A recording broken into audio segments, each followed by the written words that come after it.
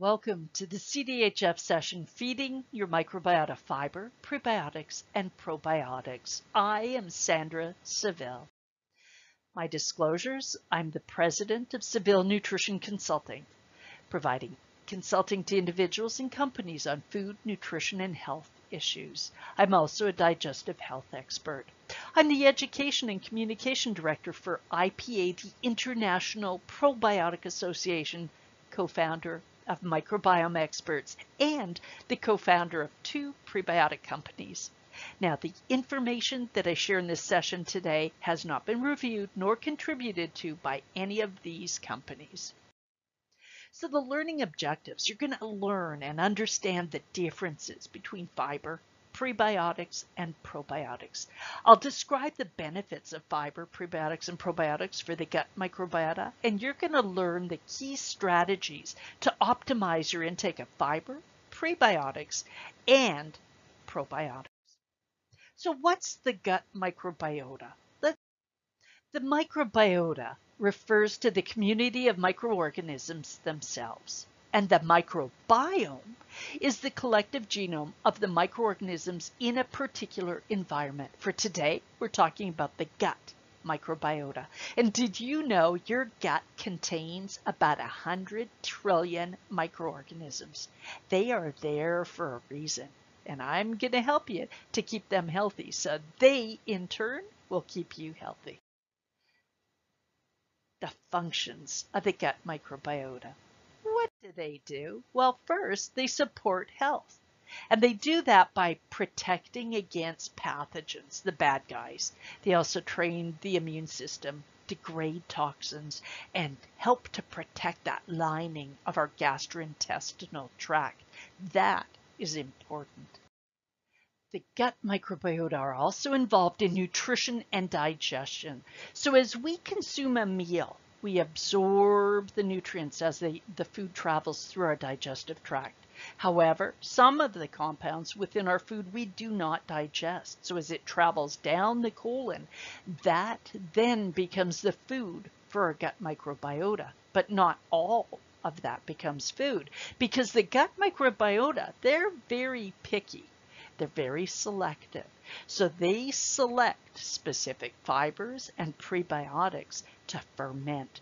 So they're involved in food fermentation. They're also involved in a cascade of benefits because they produce some byproducts, which are called short-chain fatty acids. Those short-chain fatty acids in turn provide some immense health benefits for us. But we also see gut microbiota involved in mineral absorption, including calcium, magnesium, and iron, involvement in the synthesis of vitamin K and folate. The gut microbiota are also involved in our behavior because there is a gut-brain axis, the vagus nerve, but the gut microbiota affect our mood. So anxiety, stress, depression, so much more being studied by researchers. Gut microbiota are involved in communication with the organs in the body. Besides the gut-brain axis, there is also a gut systemic axis. The gut is connected to the skin, heart, bones, kidneys, pancreas, lung, and liver. On this slide, you see the impacts that dysbiosis can have, the effects on the organs, contributing to health conditions and diseases. Dysbiosis is that impact or imbalance of the bad to the good bacteria. And the negative impacts that dysbiosis has been shown to have based on research includes that of heart disease, type 2 diabetes, non-alcoholic fatty liver disease, metabolic syndrome, and much more. It's important to keep the gut microbiota healthy as we look to keep the entire body healthy. So we need to feed the microbiota well with fiber, prebiotics, and probiotics. According to Health Canada, fiber consists of carbon with a degree of polymerization or carbon chains of at least 3 or more that are naturally occurring in foods of plant origin. So think plants, but think of those that are not digested nor absorbed by the small intestine. Health Canada also approves novel fibers that meet specified criteria. There are different sources of fiber. From food, we've got vegetables, fruit, the pulses, the legumes. Think of dried beans, peas, lentils, though cook them out, don't eat them dry, seeds, nuts, and cereal grains. Among the novel fibers, some of the examples from Health Canada include beta-glucan, high amylose starch, guar gum, oligosaccharides, including FOS, which is fructo-oligosaccharide, GOS, galacto-oligosaccharide, IMOS, which is isomalto-oligosaccharide, and maltodextrins. We've got resistant starches and xanthan gums. So what does fiber do? Most of us think of fiber as preventing constipation. And yes, fiber improves laxation and regularity. But Health Canada also includes that fiber reduces total cholesterol levels as well as the low density lipoprotein or the bad cholesterol levels. Fiber can help to reduce the blood glucose levels after a meal and to increase insulin response. Fiber provides those energy yielding metabolites with the colonic fermentation, and it acts as a substrate or food for the bacteria in the colon. Then in turn, we've got the production of the short chain fatty acids that get used by the body. So how much fiber do we need? It varies based on age. In Canada, Health Canada recommends that Canadian adult women consume 25 grams of fiber a day, and men consume 38 grams of fiber a day, though it's less for the young children and the elderly. Most of us, no matter what age, are consuming inadequate amounts of fiber. We're getting about half the fiber that we need, and that is sad because the benefits are huge. Now, look for fiber on food labels. It's listed, and you can see various fiber claims, whether it states that fiber is very high source of fiber, high in fiber, or a source of fiber. These have been approved by Health Canada. So look at the food labels and find your fiber fix. Fiber is found in plant-based foods, so look for more of those edible plant foods and add fiber to your meals and your snacks. Choose those whole grain products. Look for 100% whole grain, as well as snacking on fruits and vegetables. Health Canada suggests that we consume half a plate of vegetables and fruit at each of our meals, and go for variety. It's important that we change up the types of fruits and vegetables. Now include those pulses, so the beans, the peas, the lentils, the legumes, nuts, and seeds in the menu.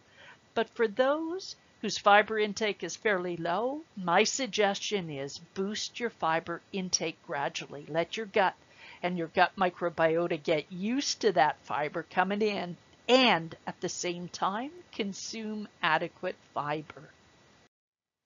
Now, to feed the gut microbiota, we need to also add prebiotics to the menu. Prebiotics resist the digestive enzymes. They're not breaking them down, and they also resist the acid within the stomach, so they can enter the colon for the gut microbiota in an intact fashion.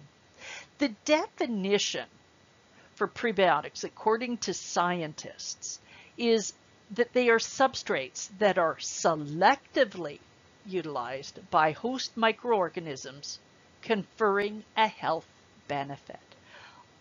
I consider prebiotics to be food for beneficial bacteria, and Health Canada states that prebiotics stimulate the growth of friendly intestinal microflora and promote healthy bacteria in the large intestine. There are many prebiotic types and prebiotic fiber types. The list and the chart that is listed here includes several of the prebiotics, be it beta-glucan, phos-inulin, oligofructose, GOS, IMOS, guar gum, MOS, the resistant starch, maltodextrin, ZOS, and arabinoxylo oligosaccharides. These are found in plant foods, or they're found in products including the coconut, the coffee bean, corn cob extracts, and also extracted from yeast cell walls, but coming typically from the plants. I am often asked if prebiotics are all the same, and they are not. The most common forms of prebiotics, being the inulin, resistant starch, phos, and GOS, have a 6-carbon sugar structure, including fructose, glucose, and galactose. Now, ZOS, or the xylo-oligosaccharide, and the azos are based on a 5, not a 6, but a 5-carbon sugar molecule. Those have different bonding structures. Bacteria have different carbohydrate transporter systems and enzymes. Those affect the utilization, and they're very different. So 6-carbon sugars are widely used by a variety of bacteria, including some that are bad along with the good. The ZOS and azos are more specific in feeding the beneficial bacteria without promoting the growth of pathogenic bacteria. Now, mono-oligosaccharide can block certain pathogenic bacteria, which is a unique attribute to that prebiotic. So what is the prebiotic recommended dose? ISAP recommends consuming at least 5 grams of prebiotics a day for gut health. And the dose that's listed on most prebiotic supplements varies between 1 to 30 grams per day. The dose will be subjective because it should vary between the prebiotics. They are not all the same. It will depend on how they're produced and the chemical structure. And the dose varies depending on the targeted health effect that one is seeking. So look for types of prebiotics at the dose required for a desired health effect or outcome. What happens when you feed the good bacteria prebiotics? They in turn produce byproducts called short-chain fatty acids, the most common being lactate, acetate, butyrate, and propionate. And from there, those byproducts produce a cascade of health benefits for the body. We see a lower colonic pH, and within the colon, when the pH is lower, there's an enhanced absorption of calcium. That is beneficial for prevention of osteoporosis and osteopenia. That lower colonic pH also reduces the fermentation of protein. And that fermentation of protein can lead to undesirable impacts both for the kidney and potentially kidney patients, but also that reduces the risk of colon cancer. Short-chain fatty acids also help control the blood glucose and the blood lipid levels. So for individuals who have heart disease, type 2 diabetes, this is desirable. We see the impacts of short-chain fatty acid on the gut-brain axis. So there's impact on stress, anxiety, mood, and more. And those bacteria can have an impact not only on laxation, but impacts on immune health and inflammatory markers, as well as the bioavailability, the efficacy of medication. The health benefits of prebiotics are tied to the gut microbiota. We see the protection of the mucin layer, modulation of the immune system, that protein fermentation reduction, but also satiety or feeling satisfied after a meal, so the impacts on weight management. The improvements in laxation, metabolic health, reducing inflammation, the bioavailability of nutrients being enhanced, and there's even impact on hormones and neurotransmitters. Most foods have a very low content of prebiotics. Calculating the FOS and inulin content of these foods to obtain 10 grams per day, you are going to need to eat a lot of food. So if you're looking at the equivalent from bread or grain products, that's 400 grams per day. 400 grams of asparagus. Bananas, you'd need to eat 15 large bananas. They have to be green, not yellow. If they're onions, it's over 275 grams. And honey is very low in prebiotic. You're going to need to eat over 285,000 grams to meet the 10 grams per day of FOS or inulin. Clearly, it is difficult to meet dietary needs for prebiotics from food alone. We need to look for options in foods and beverages as well as supplements. Prebiotics are fortified in beverages, dairy products, nutrition cereal bars, cereal, biscuits, bread, meat products, as well as sports products and others. Read the ingredient list of the food labels to determine if prebiotics are added. Prebiotics positively impact our gut microbiota composition and activity with overall health benefits. Get to know prebiotics, introduce them to your microbiota for your health. Probiotics are also important for our health. The definition of a probiotic is that they are live microorganisms which, when administered in adequate amounts, confer a health benefit in the host. The common probiotics belong to the genre of either lactobacilli or bifidobacteria. It's important to consume an adequate amount, listed as colony-forming units or CFUs, either per gram or per capsule. Consume an adequate amount for a specific health benefit that is supported by evidence. And the dose that's often recommended is at least 1 billion CFU. How to read a probiotic label. Start by looking for the specific strain that you desire and choose the specific probiotic for the genus, species, and strain. Lactobacillus IPA 123, for example, is different than Lactobacillus IPA 456. And the strains and the probiotics are all different in terms of how they impact our health. Also, look for the dose and follow the dosage instructions that are directed on the label. Again, listed as CFU per gram or CFU per capsule. There needs to be an expiry date, and that should be guaranteed through to the end of the expiry of the product. Follow the storage recommendations, and if you have questions, look for the company contact information. Some people are confused as to what is and is not a probiotic. Now, your own microbiota is not a probiotic. If you have a product that has undefined strains, that is not a probiotic. Some people will look at SCOBY as a symbiotic culture of bacteria and yeast. However, unless it's identified to the specific strains, it is not a probiotic. The dose needs to be identified, and if it's not, it cannot, based on the definition of a probiotic, be called that.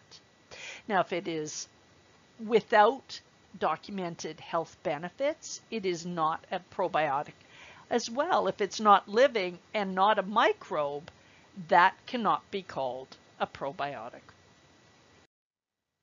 Fermented foods sometimes get confused with probiotics. Remember the definition of probiotics, the live microorganisms which, when administered in adequate amounts, confer a health benefit. So probiotics need to have a health benefit, adequate amounts, and in terms of fermented food, they may have active culture, though for some products they may be heat treated or they go through a heat process. So not all of the fermented foods do have active culture through the processing. but they can potentially provide health benefits. Fermented foods have been around for thousands of years, providing dietary microbes, but they do not meet the criteria to be classified as a probiotic. So consume the fermented foods, but the definitions are different. Keep in mind that foods and beverages can be fortified with added probiotics, and active culture yogurt, kefir, and other food products, listing the probiotic genus, species, strain, the CFU amount per serving, the expiry date on foods and beverages contain probiotics. Probiotics support health in different ways. Some probiotics support maintenance of health and disease prevention, yet others support specific issues. Most probiotics will support the microbiota balance, digestive health, and immune health. To answer the question whether probiotics are well researched and studied, the IPA funded research that showed that there are over 30,000 listings of probiotics on PubMed and over 3,024 clinical trials. There are over 1,600 clinical trials listed on clinicaltrials.gov and or on ICTRP, with over 700 diseases and conditions listed. Probiotic health benefits. This 2021 recent reference is worth a read, and it shows that probiotic health benefits go beyond just supporting the gut microbiota and digestive health and immune health. There is good evidence for many health issues. Other health benefits are only recently being looked at, so the research and the benefits are emerging. The area of probiotic health benefits continues to expand, so stay tuned and seek evidence-based research. If you have probiotic questions, consult your physician, a registered dietitian, pharmacist, or your healthcare practitioner. I've listed a number of resources that provide reliable, quality probiotic information. Now, science surrounding the gut microbiome and microbiota continues to evolve with greater understanding of the impacts of dietary fiber, prebiotics, and probiotics on human health. Researchers continue to recognize distinct impacts of the treatment on individuals' microbiomes. Future care and treatment will be personalized. Take care of your gut microbiota. Your health depends on them. Thank you.